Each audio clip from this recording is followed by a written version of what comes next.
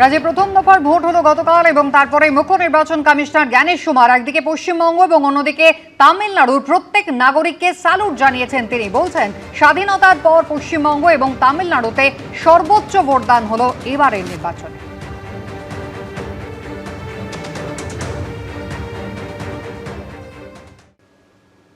একশো 52টি আসনে প্রথম দফার ভোট শেষ।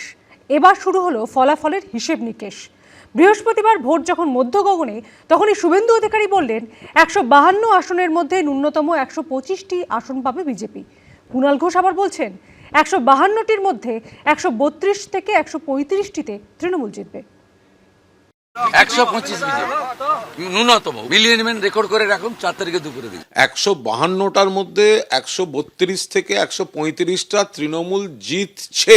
নন্দীগ্রাম সহ 132 থেকে 135টা বিজেপি হারতে চলেছে। প্রথম দফার ভোট শেষ, এখন থেকে হিসেব কষা শুরু যে 152টি আসনে ভোট হলো তার মধ্যে কে কটি পাবে। भारतीय जनता पार्टी की पूर्ण बहुमत की सरकार बंगाल में बनने जा रही है। কতগুলো আসন? 230। যা বলি তাই হয়। বিজেপি 100 পেরোবে না, খুব বেশি হলে 60টা।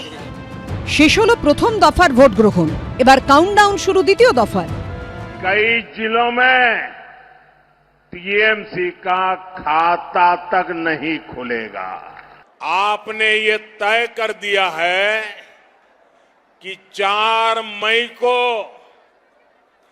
केवल परिणाम नहीं, परिवर्तन आएगा। তার মানে কি আপনি ইভিএম মেশিনে ফিট করে রেখে দিয়েছেন? 4 তারিখে বুঝবেন, ভোটের বাক্স খুলবে আর দেখবেন বিজেপি জ্বলছে আর লুচির মতো ফুলছে, জ্বলছে আর লুচির মতো ফুলছে। গণতন্ত্রে নেতা নেত্রী নন, শেষ কথা বলে গণদেবতা, সাধারণ মানুষ, ভোটার। তাঁদের মতামত জানা যাবে 4 মে। আশাবুল হোসেন ও সুমন ঘরাইয়ের রিপোর্ট, এবিপি আনন্দ।